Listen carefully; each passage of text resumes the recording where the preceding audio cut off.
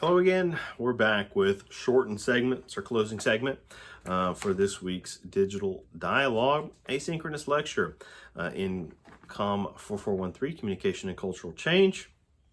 Just going to grab a couple of quick questions from Simone and we'll be on our way, right?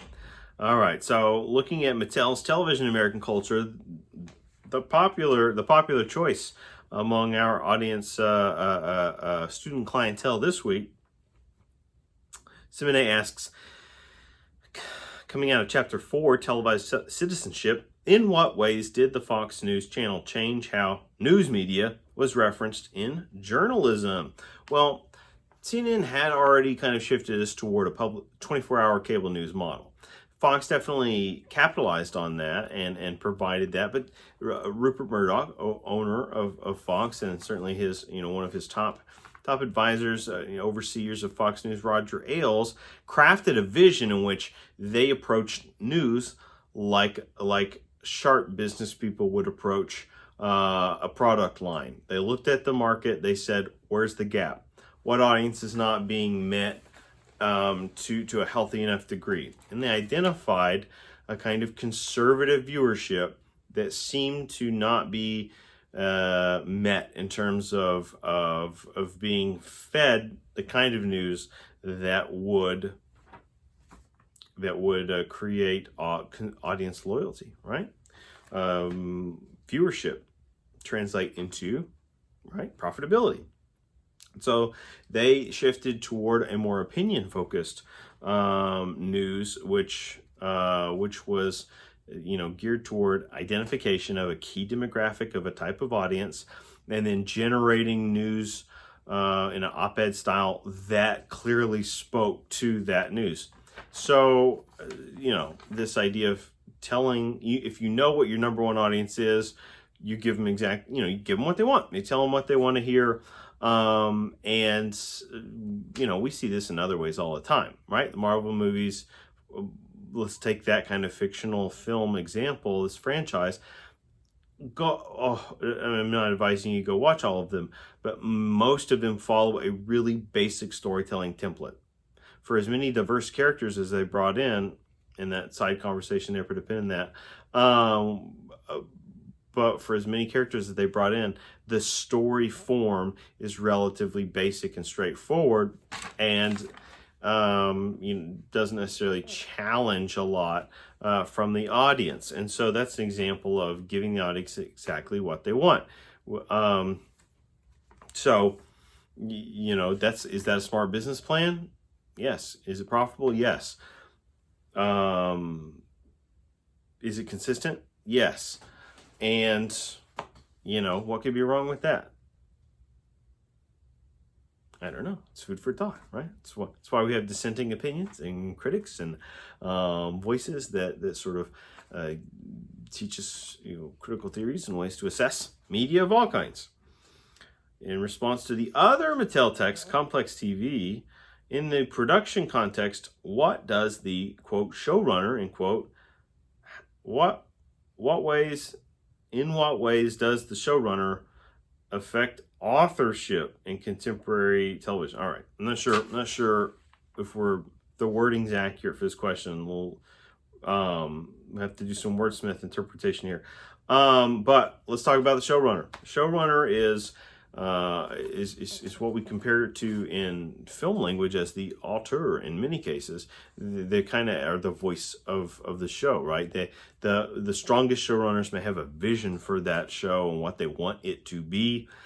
And this has a history in television, but you always hear about writers' rooms, and you'll have this group of writers that work together, but also independently, individually at least, on scripts for series, and they could be variety show series, they could be sitcoms, they could be dramas, and so on.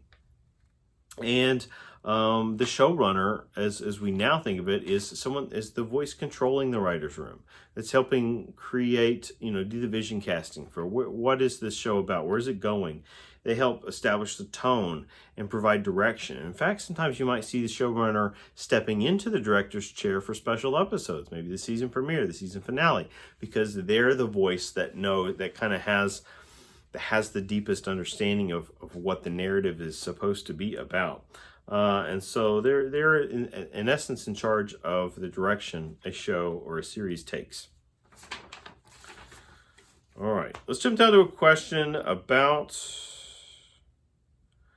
from the 70s, from the CNN docuseries, episode 1, Television Gets Real, which should still be available on Netflix. Check it out. Question 1, how did the writer Norman Lear break barriers in race and femininity through his well-known shows All in the Family, Good Times, and The Jeffersons? And I'll draw one example from All in the Family and one from The Jeffersons to hopefully answer Semonet's inquiry here. So Norman Lear was kind of like what we consider the showrunner, right? The voice. He had a writer's room, a very talented writer's room. That's the reason they were able to spin off All in the Family with so many additional shows. A lot of talented people, experienced veteran comedy writers working together. But in terms of, let me tackle the second one first. Break barriers in terms of femininity. Let's look at All in the Family, okay? Here we have a daughter, right, to the leads, and Archie Bunker and Judith. And the daughter is kind of, she's not all the way over into flower power, territory, but she's a little bit of a wild child.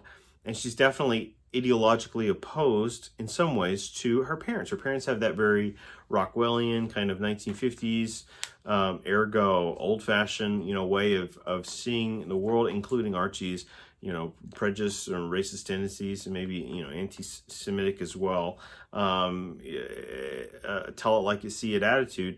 But the daughter is, she marries someone outside of that ideological bubble.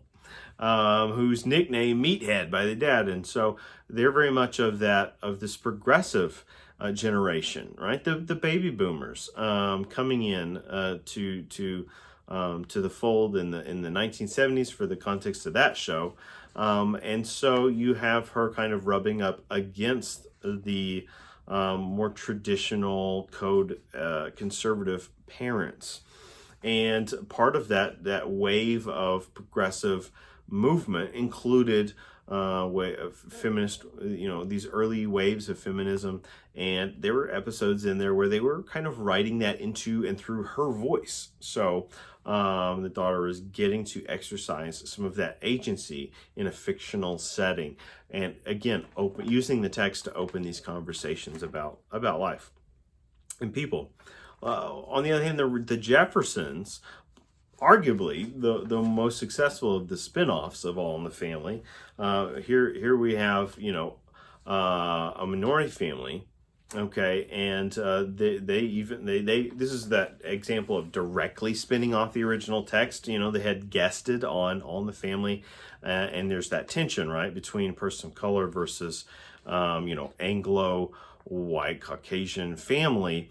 And Jefferson's was so amazing because it sort of celebrated the nuances of these sometimes little, sometimes large differences, all in the name of, family and comedy, and kind of giving a spotlight and a stage to something that didn't exist before. But whereas Archie Bunker's wife was very reserved, very timid, kind of, her personality type was somewhat shy, but definitely, she might talk back some for punchlines, but she was very subjugated to Archie in a traditional sense. On the Jeffersons, the wife was not afraid to give it back, right? And so you're getting a little bit more sass out of the housewife, and this is a new layer to what television, and it's different from even thinking about I Love Lucy. She wasn't really sassing Ricky. She's just kind of always creating trouble, right? Either for herself or for others, in the name of slapstick comedy. Whereas the Jeffersons, it was about there was this colorful personality, and it helped be a part of the beginnings of these fully fleshed out female characters. It's something that continues, and we see newer versions of today. great series of questions. Thank you all for writing those, submitting them, and excited to talk about television and explore this text, income and cultural change. Look forward to hopefully answering more questions in the future.